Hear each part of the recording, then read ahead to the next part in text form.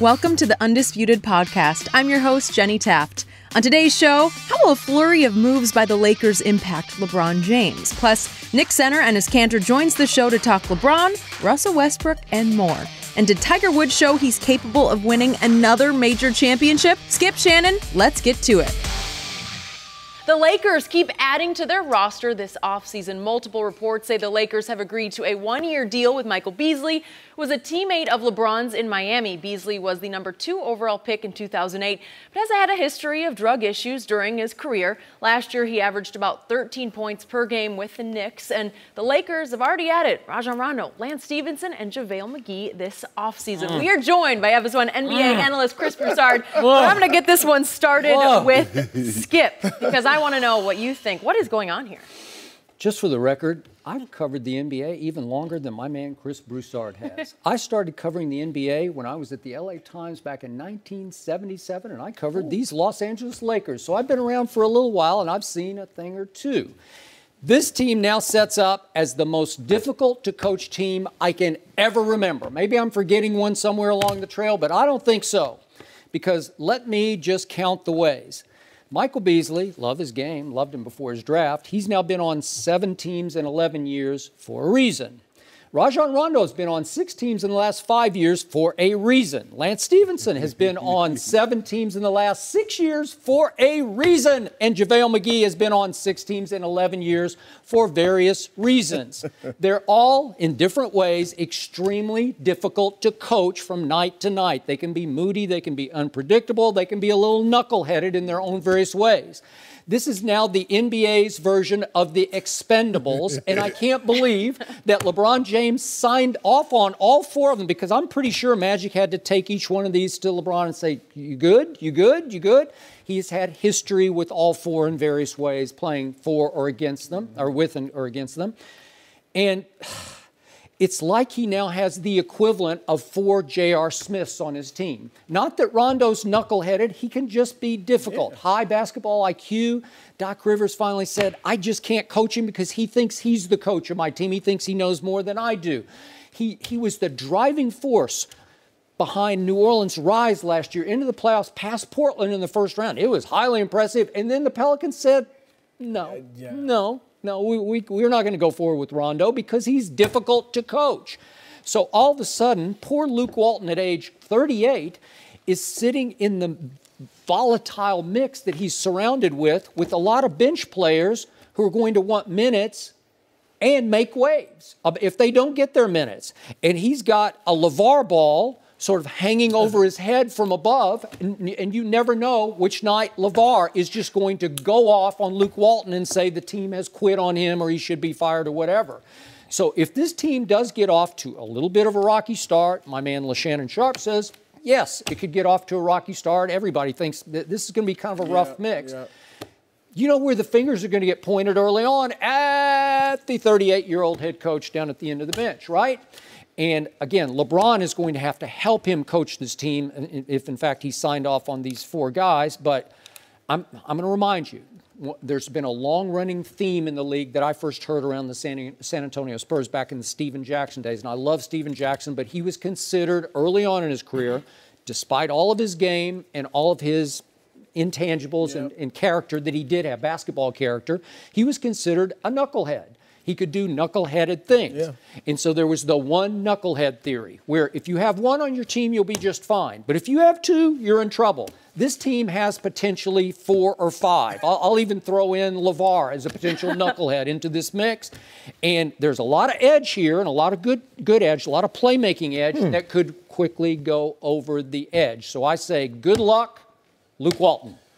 Well, I don't disagree with very much of what you said. I'm glad you didn't go the extra step. I thought you might go into conspiracy theory and say LeBron's setting Luke up for a fall. I'm glad he already said that. Oh, you already said that? He got excuses now. LeBron's not that cold-blooded. Like, I think he really wants to give Luke a chance. I was more going, like, you've planted a lot of potential excuses so you could take 1 year off and make it your honeymoon. See, I told you, see? Well, you thought you got away from that, did you, Chris? Go ahead.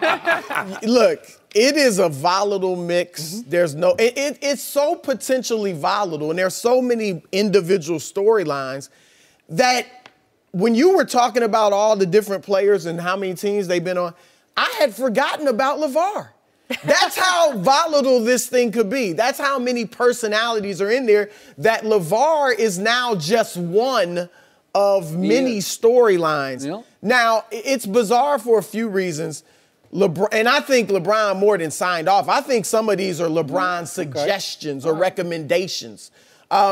He likes players with high basketball IQ. Michael Beasley, like you said, great talent. And in fairness to him, hasn't had any problems with the marijuana and things he used to get in trouble for early in his career in a while. So I want to give him the benefit of the doubt. Do too. But he still bounces around. Nobody's wanted to keep him. And he's a productive scorer off the bench. Yeah. But he's not high basketball IQ. That's one of his major problems, especially defensively. And when you talk about wanting to compete with Golden State, that's where you need high basketball IQ, is on the defensive end. So that's a little bit bizarre.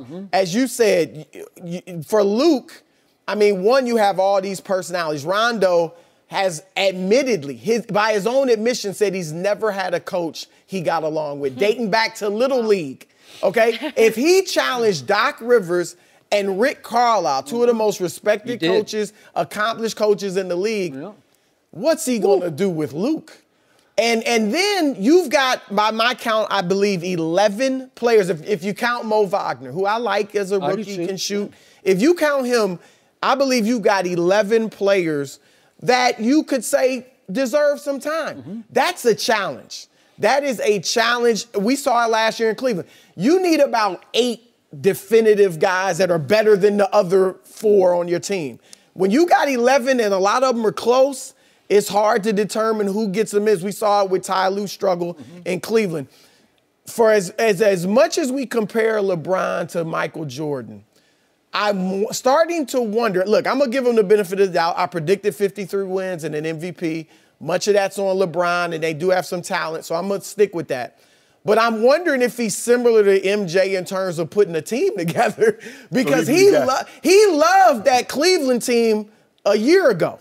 Remember, they worked out in L.A. together. They took pictures, and it was like, and they did have a ton of talent, but it just didn't fit. Right. We saw Isaiah Thomas in New York, great, all-time great player. And I'm talking about the legendary. Right. Put together a bunch of talent, Jamal Crawford, Zach Randolph. It didn't really fit. And Jordan's taking chances on Dwight Howard, on Lance Stevenson. He took a chance. And so it's going to be very interesting. Just to be objective, I always call Michael Jordan the greatest player ever in any sport, but the worst GM in the history of the NBA. But go ahead. Well, let me tell you something about these minutes. Skip, you remember the commercial on Smith Barney? They say we make money the old-fashioned way. We earn it. Well, we take that same philosophy into the Lakers. You want minutes, you earn them. Who's going to say whether you earn them or not? Luke Walton. LeBron or Luke? Luke. Stop saying that. Luke Walton is the head coach. LeBron is a player, and LeBron will play his role to the utmost. Okay. Sometimes. But anyway, look, we'll see. The thing is that these guys have really never had a player of LeBron's caliber in their locker room. When JaVale McGee was with the Wizards, and he had Swaggy P, and he had Gilbert Arenas, and he had, Jarvis Critton, the dude pulling a gun on each other. I mean, what are we supposed to do about that? So what coach you gonna? I mean, the guys, they got a duel. One got a 50 cal, the other got a Glock. Say, okay, what you want to do? What you gonna do? So I would chalk that up. Look at JaVale McGee the last couple. One team. He's been on 5 others. Look at JaVale, but look at JaVale when he got to Golden State, and he had guys there that were respected, and they hold him accountable. They say, look, bro. We're about to see that with DeMarcus Cousins. Yeah, get your 15. Lance Stevenson. He's never had a guy like LeBron that's going to hold him accountable. Everybody else on the laughing kiki kid on the sideline when he doing all them shenanigans. You was the main one up here egging him on. Oh, look at him antagonizing LeBron. Well, he was a LeBron irritant. He was, and it worked sometimes. And LeBron says, you know what? I want him on my team. I want him to irritate somebody else. Got it. But all these guys, with the exception of JaVale McGee, can do one thing. They can create their own shot. They can go take the ball. And Magic said, I want guys to take some of the scoring load off LeBron that they can go create their own shot. Ingram, Kuzma, Stevenson, Beasley. These guys can go get their own shot. So LeBron doesn't have to average 30 and get 15 assists because nobody else get. Kyle Korver was not getting his own shot. Neither was JR. Neither was Kevin Love, Tristan Thompson. None of those. The only guy really that could go get his own shot was Jeff Green. You're right in that. I'll give you this. He's never had a team with this many guys that could go get their own shot. In Cleveland, his first stint, I don't even know who could. I mean, maybe Mo Williams at times. Even in Miami, it was Wade. Right there. And Bosh, I guess. In Cleveland with Kyrie, it was Kyrie. That was it. And so you do have several players who can do that. So LeBron to make it scale. I love the tangibles. I love what I see, the talent. The talent. They got a lot of talent. The intangibles, I don't know. Somebody has to ride herd. Somebody has to juggle egos and weird personalities. You watch Top Chef. Here's the challenge, too. Golden State, you mentioned JaVale McGee and Golden State. That was a whole culture and several vets. Yeah. You know, Steph, Kevin Durant, Klay Thompson. Not that Steph and Klay are really talkative, but still, they're part of the culture. Draymond's there. Draymond's mainly. And they had won championships. This is really one guy, LeBron, that's going to have to try to bring all these guys together. And granted, now maybe Magic can help from the front office, but that's tough to do. I talked to Michael Jordan before they brought in Lance. And he was concerned about, okay, how's he going to fit, in locker room. I said, man, you control Dennis Rodman. I know you can control him. He said it's different when you're not in the locker room. It's one thing as a player to control guys. It's another thing from the front office. That's why the coaches always say players need to police the locker room. And that's what we did. Mike couldn't control what was going on downstairs. That was our job. But, Skip, you watch Top Chef. They give them a bunch of chocolate. I watch it when my brother wins it. Okay, but here's the thing. They might give you chocolate. They give you lobster. They give you fettuccine. They give you all kinds of things that don't go together. And what they make? Something delicious. They just handed LeBron James a whole bunch of stuff that don't go together. Now watch this meal come out tasting good to 54 wins. None of those ingredients have personality. Don't worry about it. Don't need no personality. You can just chop them up and throw them in. Me and Chris Broussard be serving that thing up for 53, 54 wins next year. Yeah, that's what we will do. We will do that. But isn't LeBron sick of managing these personalities and keeping people accountable? I feel like he should be past that in his career, and now he has to do it all over again. But he got a lot of Dr. Phil in it. Really? He does. He does. I agree. That's true. And look, I'm telling you, I don't believe. I haven't been told this, but I don't believe this is the Lakers going, hey, what do you think about this? What do you think about that? I think this is. I mean, there's a two-way street, but a lot of these are LeBron's suggestions, I do believe. I'm thinking, I really think the Lakers missed the boat in not going to get Boogie Cousins. Just for 1 year. Give him a 1 year, $10 million deal or something. Maybe it was the injury. Maybe they're like, he won't be back till February or something. But if you're bringing in all of these guys. But but here's the thing. All of them on 1 year deals. Oh, yeah. Because in 2019, we already went fishing. Yep. Now, sometimes you go fishing, you catch a big fish, you're like, I'm good with that. That's on my bucket list. Magic Johnson, I'm going back fishing. I'm going to see if I can catch me another whale. Okay. So if I made a list of difficult to coach players in the NBA, I might put DeMarcus Cousins at the top. Oh, you better. He is worth the headache because he has superstar potential. Oh, yes, absolutely. All these players that LeBron signed off on are 50-50. They all have talent and they all have some resume. But Skip, if they were first of all, superstar talents don't become available. There's a reason why they're available. Everyone and Boogie wouldn't have been available if Boogie didn't have that torn Achilles. They decided to get, I don't know what the max he could have got, 175, 180? It's interesting. That would have been interesting. Somebody would have gave Boogie a max deal. If he's 100, so you don't believe he got a max deal if he's 100%? I'm not totally sure. Really? Just because his reputation is pretty bad. I mean, somebody could have just taken a 1 year flyer on him. Nobody offered him anything. No. Anything. Now, I think he would have got paid. He would have got a good amount of money, but I don't know about the max. But if this recipe works. He'll make it work. Working, like we've said. Yeah. 50, if he gets his team to 53, if they get 53 or 54 wins, they're going to be the third or fourth seed. Not only is LeBron the MVP, but Luke's coach of the year. Yeah. Right? Yeah, probably. Right. I mean, some of the best stuff my grandma made didn't make a whole lot of sense. Well, quite you have food on your mind? Yeah, you got to do them, huh? Chris, thank you for joining us. Yeah, them grapes ain't do too much. We got to get Shannon some food in the break. No mercy. Hi, guys. Shannon Sharpe here. More of Undisputed podcast is on the way. But first, a word from Buffalo Wild Wings. A great man once said, baseball is the wings of sports. It didn't make sense then, and it really doesn't make sense now. But we're inclined to agree. Because baseball is great and wings are great, and you can find both at Buffalo Wild Wings. And because baseball has pop flies and wings help you fly, we don't know. Maybe the man is saying baseball is America's game and wings are America's chicken. It makes sense. Don't dwell on it. The point is, we've got baseball, we've got delicious wings. All we're missing is you. Come for the wings, stay for the baseball. Buffalo Wild Wings. Wings, beer, sports. Now back to the show. No mercy.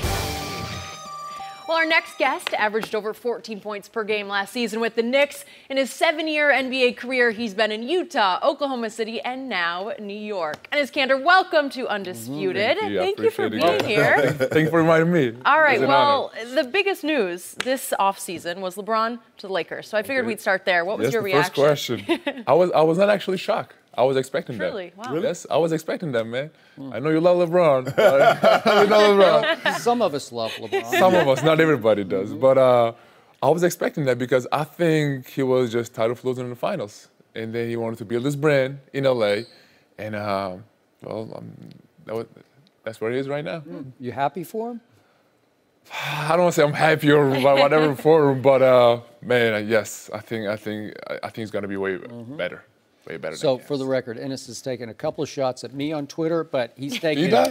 hundreds of I shots remember. at LeBron James. Yes, I remember in the finals, Golden State finals. I remember. But I'm in great company because you're often going after LeBron on Twitter or whatever. I'm on that side with that one. No, with him. No, with that one. No. You on the wrong side. You're on the wrong side, Enes. Yeah. Oh, I'm on the dark side. So describe your sort of Twitter relationship with LeBron. How do you explain it? First of all, no disrespect his game, man. Obviously, the guy is one of the best players ever played his game. But I think it all started. You guys know with they should have drafted this guy, that guy, and then really hurt not just me, it hurt us. And then we just talk about it in a locker room. It's like, hey, you got to step up for yourself, Frank. And then I was actually proud of him that they got a little push with LeBron. But like. A 18-year-old kid against the 260, the best player in the world, the guy. I was like, come on, man, you cannot abuse the guy. I was like, you know what, I gotta get into that one. Okay. I was like, started getting into that, and then they we pushed a little bit, and then they asked me the year before I watched the clip that they were playing a bottle flip game. They were. In New York City. They were. They blew them out by like 30-40. I'm like, come on, man, this is disrespectful. You cannot do that in is New York. Disrespectful. Yeah. And then we were fine, and then that he posted that Instagram, say, oh, the king of New York and whatever. I was like, okay, this is too much now. Stay in your lane. So, do you guys talk during the game ever? Do you exchange any trash talk? Actually, no, but it really hurt me. Yeah. Really, I was like, man, this is crazy. That the second game he came to MSG, I saw that the shoes was saying, I am king. You probably remember that shoes. Oh, do we? I thought he was going to sign and give it to me. He didn't. I would have put on post on eBay. Well, did you ask? I didn't ask. I'm not going to ask the dude to give me your shoes. Okay. Do you guys ever like bang inside where you feel like it's getting physical, where you're trying to take it out on him? Or? Oh, no. I'm a nice guy. But you're more of a finesse player, right? I try. Yeah? I try. Yes. Yeah. But it was pretty fun, though. I mean, just going against a guy like that, man, it's definitely amazing. I will tell my grandkids, hey, I got in a fight with LeBron, Well, you can prevent them from playing the bottle flip game if you're not getting blown out by 40, 50 points. Hey, we are getting better. We're in the process to getting better. Yeah. Every year getting better and better. I'm really. When LeBron and Frank got into it and you come into the fray, what did you say to LeBron? I did not cuss. I just said, hey, don't mess with my man. Because I see my teammates like my family. Right. The Frank and all that, anybody. So I was like, if somebody mess with my teammates, like messing with my brothers. Right. That's why I got in and said, what did he say? It was too much trash talking. I couldn't even hear it. It was too loud. The whole crowd was going crazy. I was like, now they don't, like when I walk on the street, they don't even talk about my game. It's like, hey, good job, man. Keep going at LeBron. Yeah. You know what I mean? It's like, you like that? I loved it. Oh, yeah. Well, you would stand up for your teammate. Yeah. Wouldn't you? Yeah. There you go. But not against LeBron. No, the guys wouldn't do my teammates like that. Yeah. Oh, my God. Oh, my God. They know what's good for them. So how do you think LeBron will do in LA this coming season with what you've seen them build the roster with? Well, I mean, the locker room, the personalities in the locker room, man, it's going to be crazy. I don't know. I mean, if LeBron going to take that, because LeBron's a professional dude. You know, it's just all about professionalism and perfection, everything. So, like, the locker room is going to be crazy. But I think you know, they have a really good chance to make the Western Conference Finals. Do you really? I do, yes. Western Conference Finals. That's it. That's it, he said. That's it. That would be a huge accomplishment. That's it. I think they got 3 teams in the West. You know, the Houston, obviously. Now they got Melo. I know you guys don't like Melo, but no. Well, we need Melo to like Melo and realize that Melo is not the same Melo from 5-6 years ago. I just worked out. I saw him working out, you know, just two days ago in LA, and he was killing it. He's killing it. I think he's hungry. Oh yeah, he's hungry. He's going at it. I'm really excited about him, man. But by the way, where was this? LA. UCLA? UCLA? UCLA? Equinox. Melo was playing at Equinox? Gotta go hang out there. Shoot at Equinox, yeah. Yeah, a lot of guys go to one on supposedly. Well, I hope Melo can tear it up at Equinox. Oh my God! Come on, man. Right? Come on, man. But see, he's tearing it up. But that's a one-on-one game. He's going to a team that won an ISO ball. They got James Harden. They got Chris Paul. So now we saw him try to fit in at OKC, catch and shoot, spot up. That's not his game. It's not. Definitely not. But I think definitely. But I'm excited about him, man, because he was a legend. Now he was like people are hating on him so much and stuff. But I'm really excited about him, man, because I know he's a good dude, good inside. But he is a good dude for sure. But so give us some insight into Oklahoma City, because you played there, you saw it. How do you explain the breakup between Durant and Westbrook? Were you surprised at all? The Durant living? Yeah. Well, let me say this. A lot of people don't know, because I'm so hard on the Durant. I actually texted him after he made his decision. I said, hey, good luck, man. You know, just it's in the end, it's business. Back? You got to understand, he did text back. That's good. And then after that, I learned that he did not even text one person. Wow. That really hurt me and hurt us, because we were like brothers. You know, we lost their series 3-1 to 4-3. And then it was like, you know what? My thing was like, hey, come back again, try to do it next year. And then everybody was shocked that when he signed with, Golden State. It's like they just won 73 games. They don't need no help, you know? So was it the shock of him signing with Golden State, or the shock of him just leaving in general? Sign him with Golden State. So if he'd have left and went anywhere else, you'd have been cool. I'll be like, well, I mean, I would not be cool. Right. But I would be like, I get it. But like, man, I was a Golden State. We just lost them. They just break a record, whatever. Like, come on, man. They were like brothers. You cannot do that to your brothers. And then like hurt everybody. And then I remember his first game back to OKC. It was the ugliest game ever. He dropped 40 on you. He said he got new brothers. So how hard was it for Kevin to play with Russ? Actually, let me tell you this. Let me make this clear. People are saying it's so hard to play with Russ. Man, this dude, like, I don't understand. He's like maybe the best teammate I ever played with. Wow. He's a very good dude. I mean, I love him, man. Like on the court, off the court, because he's the type of guy that makes himself better and makes everybody else better around him. Well, some people say no. To me, yes. He made me so much better on the court, off the court.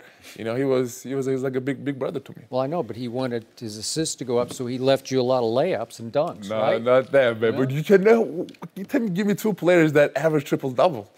You know, he's doing it for his teammates and for his whole organization. But I love him, man. He's a good dude. You know, but his mentality, his intensity, like, because I played with a lot of teams before. So whenever I'm on the bench sitting down, I'm like scared the other team's gonna say what's up. And then I got a lot of times that he cussed at me, he yelled at me because I was trying to talk to the other teammate. So no shaking hands, no saying what's up. Go talk to him after the game. Don't talk right now. Like that? Nothing right now. Right? I can see that. I can see that side of him. Oh my God, I got. Well, so I remember much. He screamed at you for trying to talk to Kevin. Yeah, you tried to dap Kevin up. He's like, Yeah, I said, no, don't talk to nobody. You know? This is it. That was even after the game.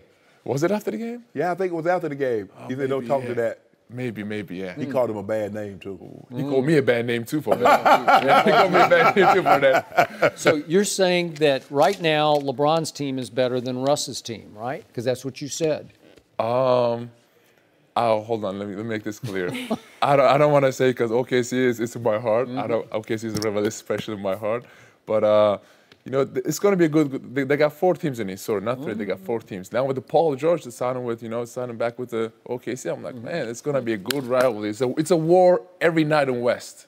But you know what I heard? But I noticed you didn't go back and follow up when he said LeBron James is 6'9", 260 and the best player in the NBA. I didn't hear you ask a follow-up question. You want to ask him a follow-up? I didn't hear the best player part. Is LeBron James the best player in the NBA? It is the best player.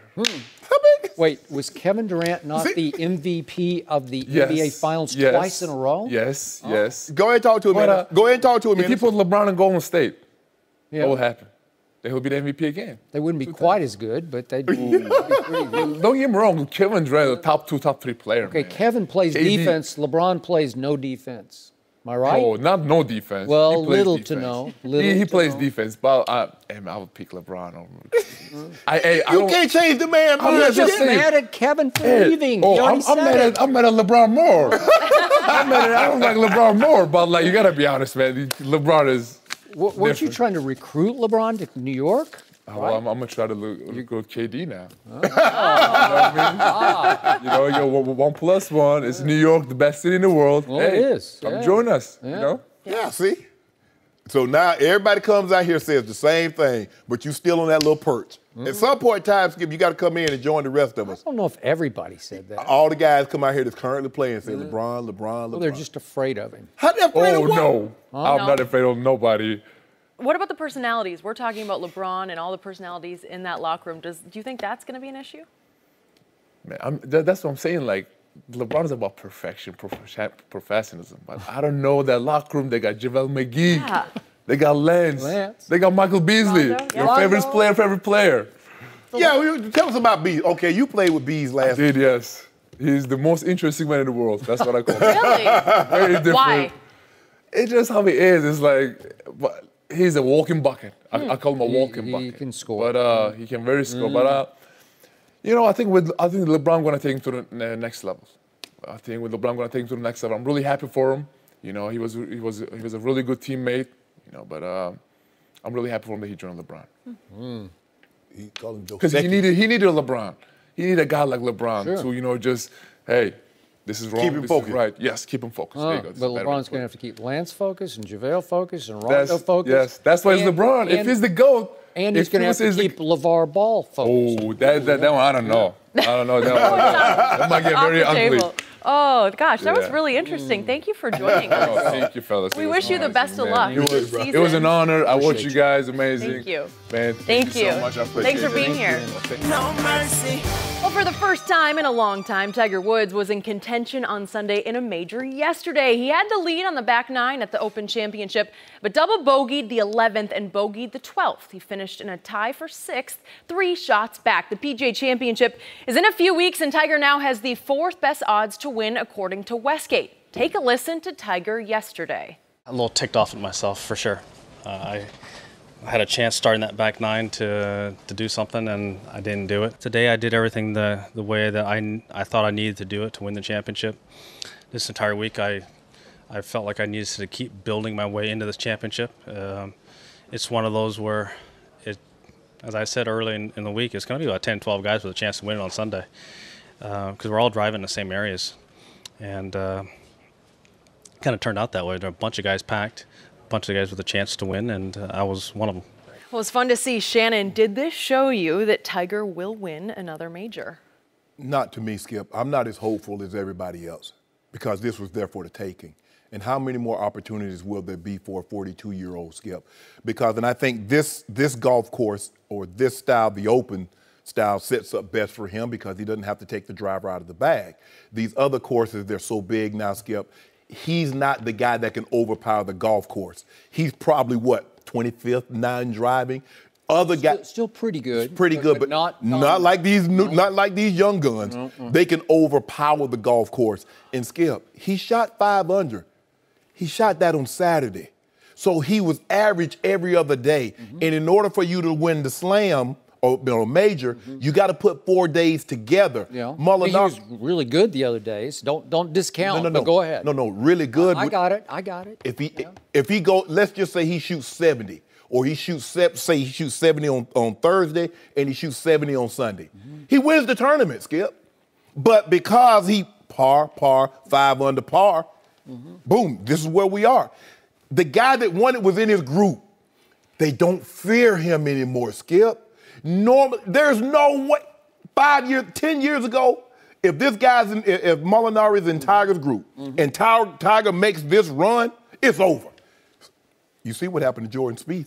He hears the roars. He's looking up at the leaderboard and they flipping it, plunk, plunk. He start moonwalking like Michael Jackson at the Grammys. Well, he looked up and saw Tiger top, and he turned to his caddy and said, "Oh, yeah." He started like Michael Jackson at the Grammys. He started moonwalking backwards. But he grew up more in awe of Tiger than a lot of the younger players did. Molinari is right there in his group. Now give him credit, Skip, because he didn't have any bogeys the last 2 days. That's guts. That doesn't happen very often. But these young guys, Skip, they don't fear Tiger anymore. Tiger used to come in and he'd make that charge and they see him going up and the crowd yelling.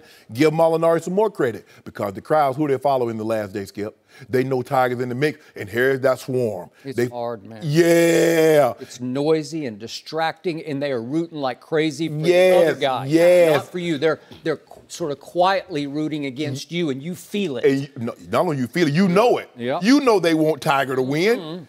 Skip, how many more of these opportunities is going to set up perfectly the way this set up for him?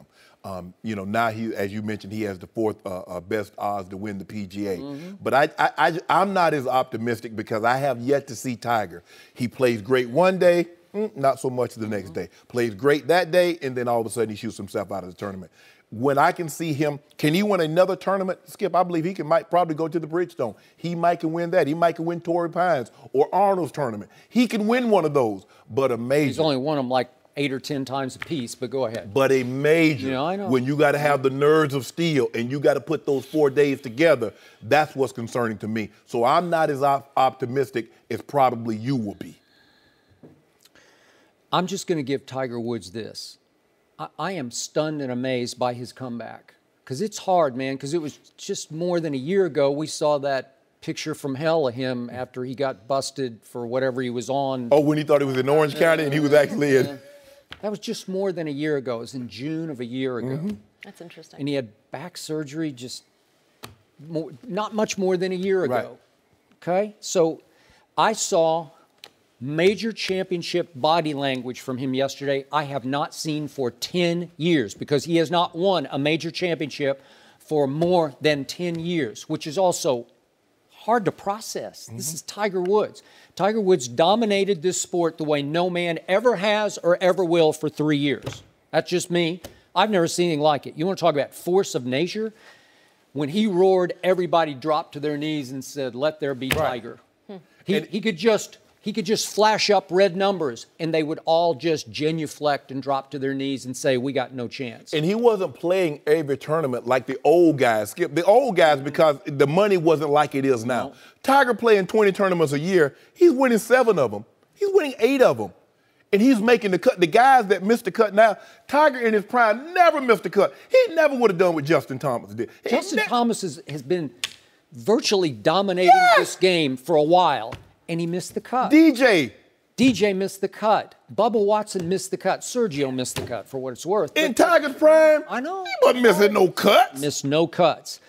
So we're seeing a recurring theme here for Tiger Woods in his bounce-back era. Okay. We see, again, winner's body language up through the front 9 of the final day of Sunday. We see it for maybe a hole or two of the back 9. We saw it yesterday on 10. He hit the shot of the tournament on 10 out of a fairway pot bunker. Took a wedge up. It was as dangerous a play as anybody probably tried all week. And he launched a wedge straight up over the lip and over the burn, which translation is like a creek, all the way to the front of the green. I thought he had just won the golf tournament. Yeah. And I think he did too, because he said so afterwards. He thought, maybe I got this. And then I think he looked up at the leaderboard and said, wait a minute, I'm the leader now. I'm not tied for the lead. I am the leader. Right. And I think the nurse shot back in. I think they took back over, and I think his throat got a little tight because it's hard, man. When you haven't done it for 10 years and you start thinking, now, how did I do this? How did I cope with this? Nerves. And immediately on 11, on his second shot, he's in the high stuff. And he just snaps one left, and it was a bat out of hell, man. And I thought it was going to go 50 yards left and past the green, and it hit two spectators and hit the second guy's cell phone and carried him back toward the green. And I thought, the gods are with him. He just got saved. I thought that shot was the one where I said, oh, he just won the golf tournament. Right. But he wound up in higher stuff. And he tried a Phil Mickelson memorial flop shot and didn't catch it right. And you know what the rest of the story was. Double bogey, followed by you're out of the tournament, pal. And yet, we saw flashes of old Tiger brilliance. And yet, I'm also going to bottom line it with this. I don't think he can ever win a major on U.S. soil from here on because they're just too hard for his game to win. A Masters, a U.S. Open, a PGA, because the game is played so differently in our country versus England, Scotland, wherever. Right. Ireland. And in this case, as you pointed out correctly, if you can hit a bunch of irons off the tee because everybody has to sort of aim at the same spot in the fairway, and you get bad bounces, lucky, unlucky bounces, then all of a sudden it brings everybody back to the pack and it starts to reward veteran poise and savvy. The more British Opens you played, the better your chances of winning one, which is why Tom Watson almost won one when he was 59. Right. Phil Mickelson won one at 43 and then almost won again in that shootout with Henrik Stenson at 46. Well, Tiger's 42. So does he have veteran savvy at the British? Yes, he does. Yeah, and he's played all the courses. He's played all that, except the next one up. What's it called? I can't remember it, but I'll think of it in a second. But they haven't played there since 1951, so we hadn't played that one next year. So but still, it's all the same style. Right. It's bad weather. It's links. It's rain, wind. Low runners. Right. It'll run because they're dry, baked, and you don't have to fly the ball. It's Port Rush or something like Royal Port Rush, And so conditions. Skip, you took the words right out of my mouth. His nerves. Yeah. And that's where it was. He takes the turn. He's like, "Woo, Tiger got it, man! Look at that!" And on 10, I mean, but that was like a classic vintage trick shot. You know, that's Tiger Woods just whipping that wedge where he wrapped it all the way around and hit himself in the back with it. He swung so hard. Tiger did what guys normally do when Tiger's playing with them. It's their nerves that get the best of them, and all of a sudden they start sliding back. Tiger goes double bogey, bogey. Well, it's over after that, Skip. It's just over. You're not going to do it because it's too much of a traffic jam of players ahead of you and at the top.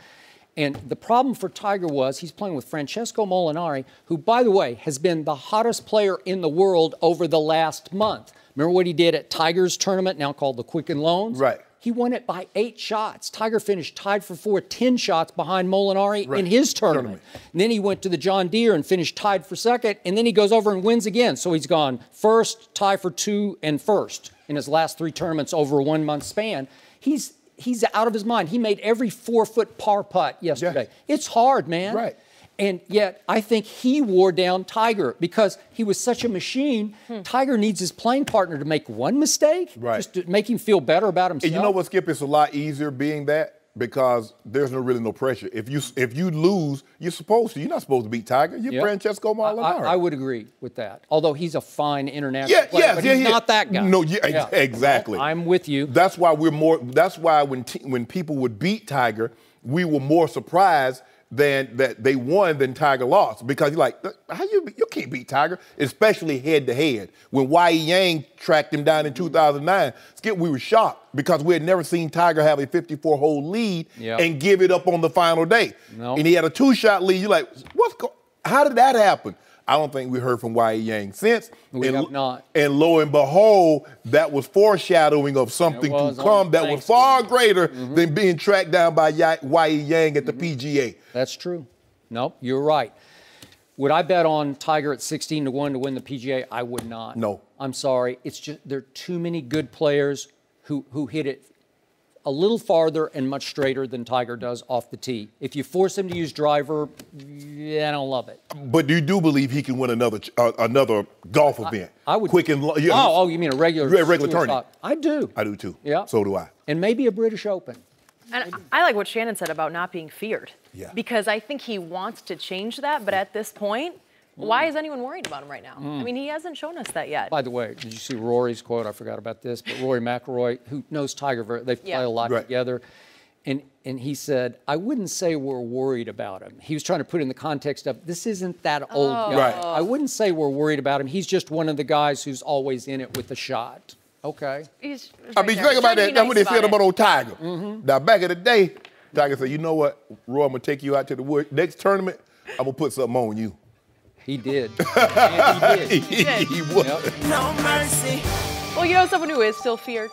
Tom Brady. And he reportedly showed up to Patriots camp early. His arm already looks like it's in mid-season form. He showed it off in this Instagram video yesterday, throwing a long pass to his former teammate, Wes Welker, on the back of a golf cart. Brady doesn't even wait for the catch before he starts walking off. I love the confidence. Shannon, what do you make of this video? They're having fun. For real, Skip.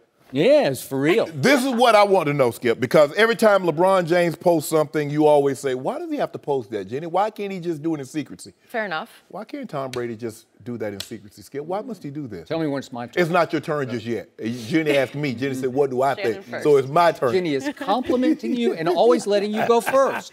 Good. Gotta start somewhere. Yeah, we got to start somewhere, Skip, baby. First of all, it's not impressive because I don't know, the fans at home, they can't see what I saw. But I've blown it up and I've looked at it through my computer. Oh, really? A lot of golf cart prints.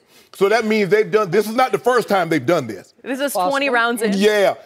You remember they used to have the quarterback challenge and they have the big old targets. They'd be moving. They were like 50 yards, 40 yards, bullseye. And I've seen guys hit the bullseye. So I'm not overly impressed about this. Skip, you ought to be ashamed of yourself. And I'm trying to figure. I haven't even spoken. How should I be ashamed? Because How do you know what I'm going to say? Because you go to, oh, that's Tom Brady. He's 41 years of age. I'm not going to say that. Yes, you are. I'm not going to say that. I don't even know.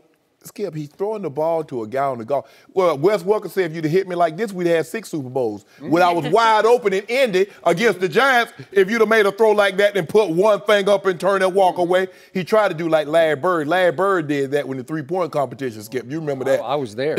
He put that tape, put the one finger up. But no, I'm not impressed. This was not impressive because they did like 55,000 takes of it. So if you think, I think, that this is the first time that he did it on the first shot, you and I both know that's not true, Skip Bayless. How do you know? Because I know. You know? Did you do your research I'm on looking it? for the tracks. I don't know if I see I them. don't see No, any you got tracks. to wait till you get to what you call them, get the camera, pull up on your computer. I'm pulling up. Zoom in. I thought you'd say it was CGI or some kind of No, it ain't Photoshop or something. CGI. He probably actually made the throw, but after 15 times, I guarantee you I can make that throw.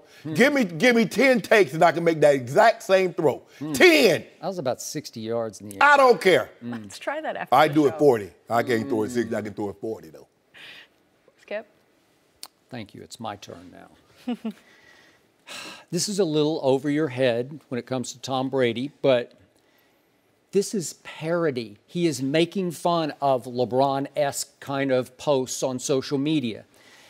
He is almost 41 years of age. He turns on August the 3rd. You said you weren't going to do that. You said you weren't going to mention his age. Huh? You told me you weren't going to mention his age. Say I was. Yes, you did. When did I say that? You did say that. It's okay. It's No. I didn't say that. Yeah. I said, you're going to mention he's 41 years of age. No, that he did it on his first take. I don't care whether he did it on his 20th or 90th take. I don't care about that. What I'm saying is, not that he made the throw at 41. He's the reigning MVP. He's having more fun than he's ever had, and he's having fun with you and LeBron and anybody else who does all these poses on. You do it. He be working out. Yeah, working out. He trying to throw me. Coach Belichick gonna get him.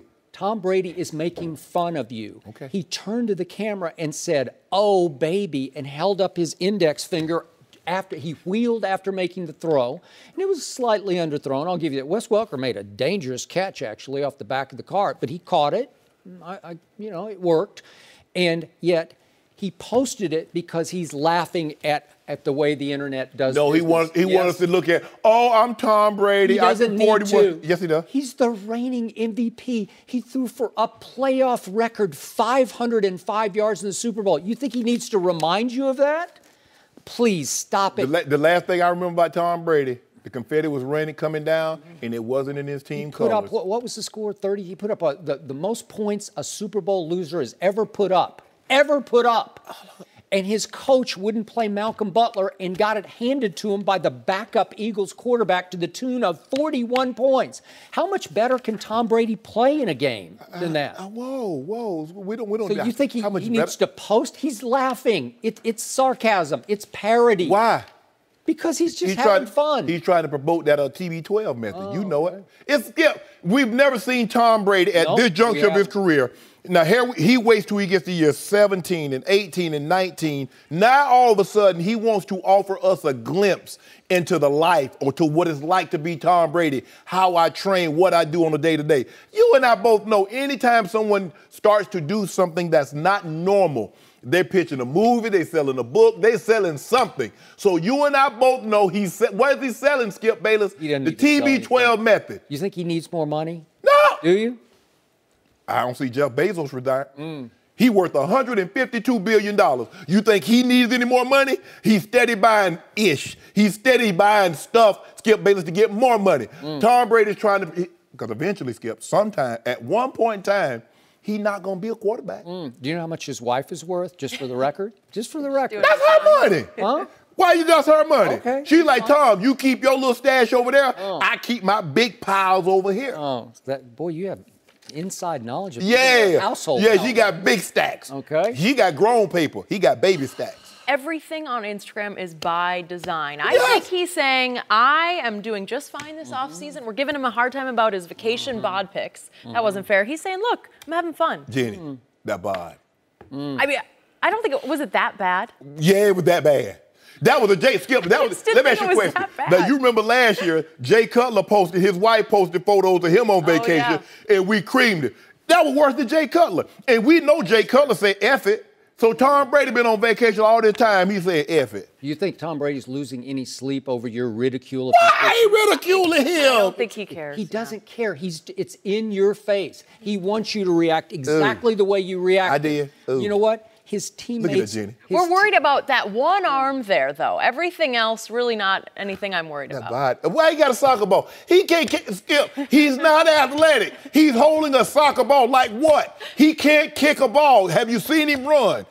The guy I see move in the pocket is extremely athletic. He's a ballet dancer in the pocket. You just don't understand how he creates space to throw. I do understand how he slides his ball. Well, it was brought to my attention that's a volleyball. And we don't care about Do you actually think Tom Brady could actually spike a volleyball? Do you actually think he could spike the ball over net? Carry through for 505 yards. No one has ever done that in the history of the NFL. And took an L? No, they haven't. Yeah. And took an L. Skip, but his fault. Yeah. Oh, whoa. 40 Whoa. Bill Belichick gave up 41? What you mean it wasn't his fault? Malcolm Butler's fault? So now, is that what we do now? Yeah. So when Tom Brady plays great, we separate him from the team that lost? Is that what we are, Skip Bayless? I don't know how you could ask him to do much more. I can ask him to win the game. Yeah. I can ask him not to turn the ball over. Brandon Graham made a great play. That was not an unforced error. That was a forced error. You know it and I know it, by a great player in Brandon Graham. Maybe the best pass rusher in pro football, reached out and got a hand on a ball after it became clear this was a shootout. And he's having to shoot it out with a Philadelphia defense that was top 5. And Nick Foles outgunned him. Yeah. You supposed to be the baddest man in the West. Yeah. And Nick Foles. Because Malcolm Butler had to watch the whole game. Had to watch the whole game. How do you explain that? Is that what we're doing now? Yeah. We're pinning Tom. Yeah. So in other words, Malcolm Butler was his legacy. Yeah. So now Tom Brady has a knock on his legacy because of Malcolm Butler. Is that where we are? Well, I think that's exactly where we are, because you have yet to explain why Malcolm Butler would be forced to watch the entire game. If I can't explain, if Malcolm Butler can't explain it, Coach Belichick is unwilling to explain it, how do you want me to explain it? Even you admitted that the Patriots would have had a much better chance against Nick Foles with Malcolm Butler in the secondary. Well, I don't believe the game would have been close had Walker to and Wentz been in the game. So now here we are. Now you just went completely. No, I'm just. Nick Foles played 2 of the great quarterback games in the history of the playoffs, back-to-back against the number 1 ranked defense, Minnesota's, in Philadelphia, and then against Bill Belichick's defense in the Super Bowl. Oh, so now you want to use quote-unquote Bill Belichick. All those defenses, the time that he held the greatest show on turf, who was averaging 35, 36 points a game, held him to what? 17. Oh, He took him by surprise. He did.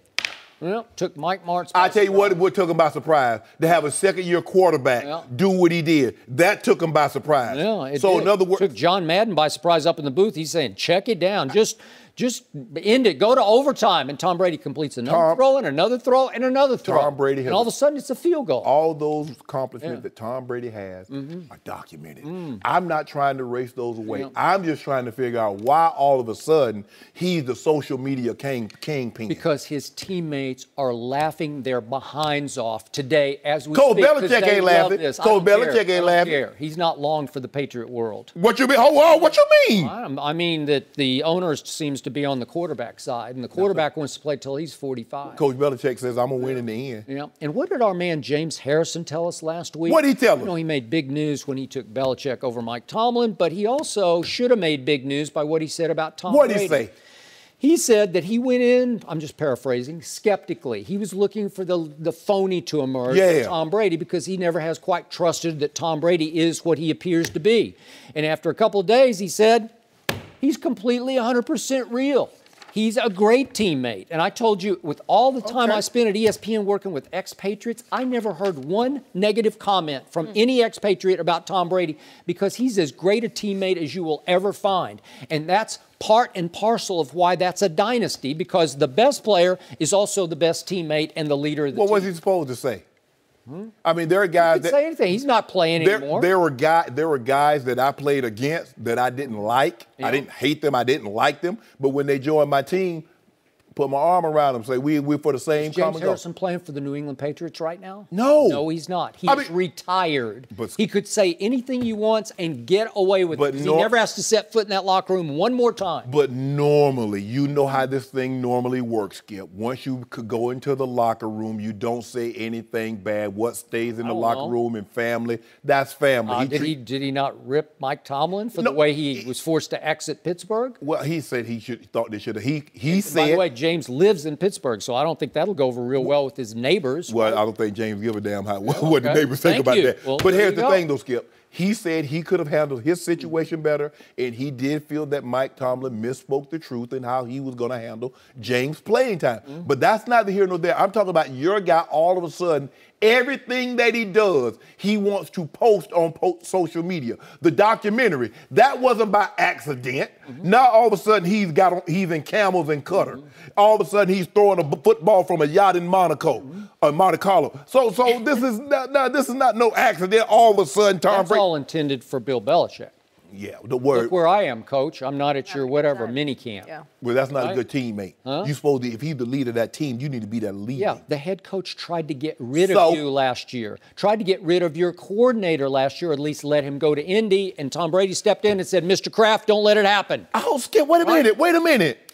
Josh McDaniels had earned the right to be in consideration for a head coach. Yeah, he is in consideration for the next New England head coach. But I'm saying that's what he's in line for. The one thing that we know about Coach Belichick, he doesn't do any promotion. So he's not promoting anybody to go or to stay.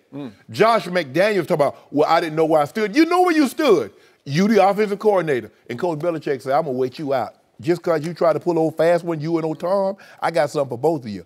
I'm going to be here when both of you long gone. Now what? And we'll see who wins that battle. We see Instagram photos, videos. The news is, though, football season is around the corner, and that is what we are all looking forward to. No mercy.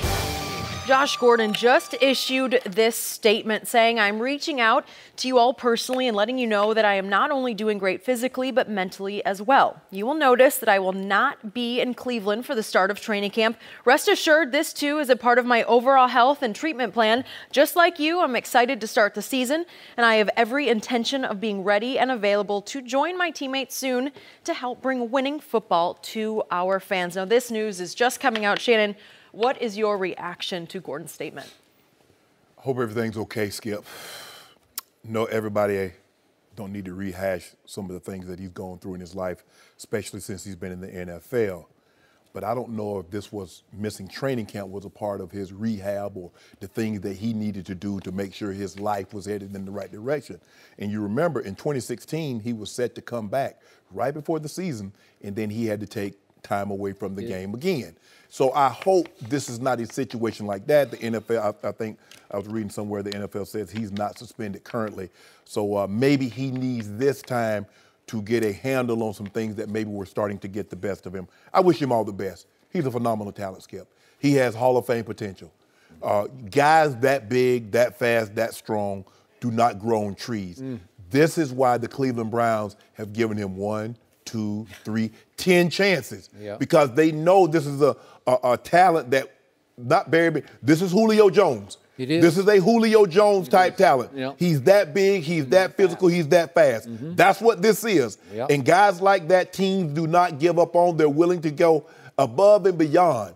What many people like, well, just cut bait. No, you don't cut bait with guys like this. You give them the benefit of the doubt. Hopefully, everything's okay, because last year he gave you a glimpse of what he could do once he got on the field. But like I said, this is what when we talked about last year, Skip, I think it was Randy Gregory. It could be one day, it could be 1 month, it could be 1 year. But once these demons, you've had to fight them. You fight them for the rest of your life. And I don't know if you ever feel comfortable with a guy like this. He's immensely talented, but he's immensely troubled with some of these demons. He is. All that well said. When I heard this news, I heaved a sigh, as I just did then, because I root hard for this kid. I got to know him a little bit at ESPN. He's really sharp. You would like him a lot. And he is really talented and really troubled. And the NFL Network just reported this has nothing to do with a failed drug test. So we got that going, but I can't imagine how this is a good sign. I don't know. It just hits me the wrong way. Something's not right. Right before camp. I mean, let's say you had February, you had March, April, May, June. So now here we are, July, and we're about to go to camp. You said you're excited. The fans are excited. The first time in a very long time, Skip, I believe the Cleveland Browns fans genuinely have something to be excited about with all the offseason moves that they've made. Get a quarterback with the free agent signings and the draft that they've received, the draft picks. So they have something to be excited about. And your best player, because he is their best player. This happens. I don't know if this. It might be a great thing for him. And at the end of the day, Skip, that's what's most important. But I don't understand how this is a good thing for the Browns and the Browns fans. So we had Baker Mayfield right here on the set with us, what was it, a month or so ago? And off camera, I asked him about Josh Gordon, and he just said, wow. Because you don't see anything like this. He saw nothing like this at the University of Oklahoma or in the Big 12 or even on the national stage against Georgia. Nope, nothing like this. Josh Gordon is 27 years of age, but we keep hanging on the way the Browns do, and yet you total this up. He's played in 10 of his potential last 64 games in the NFL. He missed all of 15 and all of 16. He missed most of last year until the end. Then he played 5 games, and once again, flashes of brilliance. Oh, we get that. 27, not too old. No. But what did you say about Johnny Manziel, a topic earlier? Once you start missing this much time, starts to erode, maybe. And what troubled me about his statement was he referred to his physical and his mental health.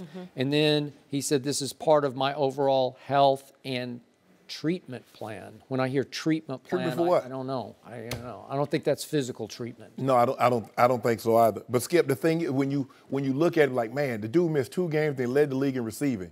Had 2 back-to-back 200-yard games, which don't happen very often.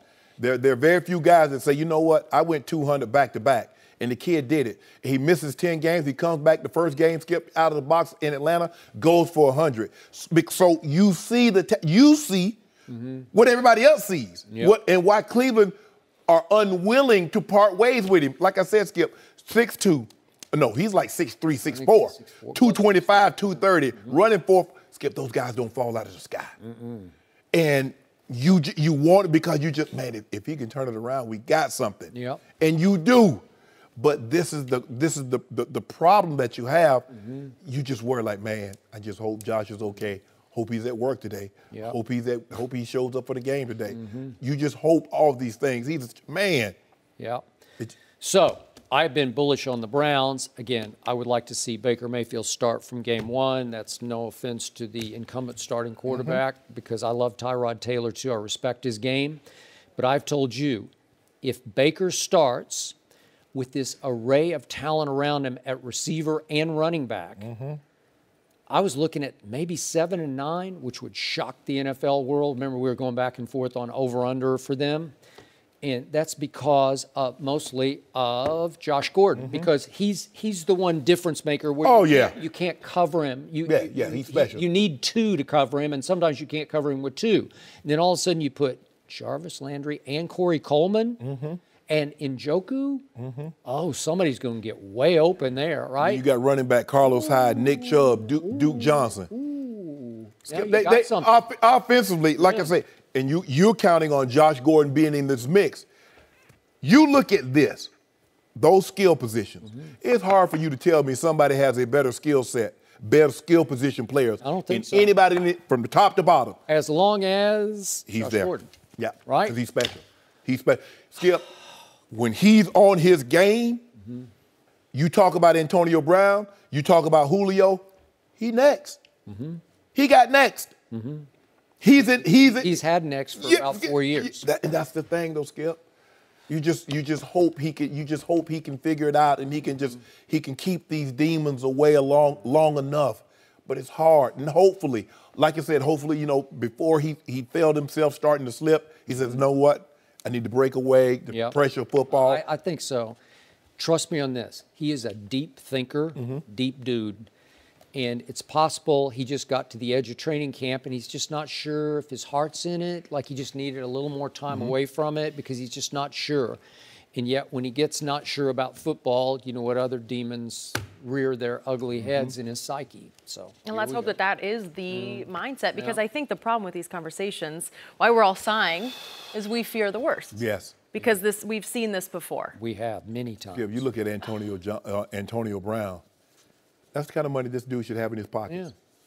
Wow. He's 27. He should be on a contract like Antonio Brown or Mike Evans. That's his fault. There's no question. No, we're not. I'm not blaming anybody but him. I know. I mean, Mike Evans got 5 years, $88 million, 50-something guaranteed. I love Mike Evans' game. Mike Evans ain't that guy. He's not. I agree. Well, either way, we are hoping for the best, including the Browns. Come on, issued Josh. A statement saying we support him, we respect his privacy, and we will be ready when he is ready to return. So we are all hoping that he is healthy and no mercy. Thanks for listening to the Undisputed podcast. I'm Jenny Taft. Join us again at the same time tomorrow morning, 9:30 Eastern. We'll see you then.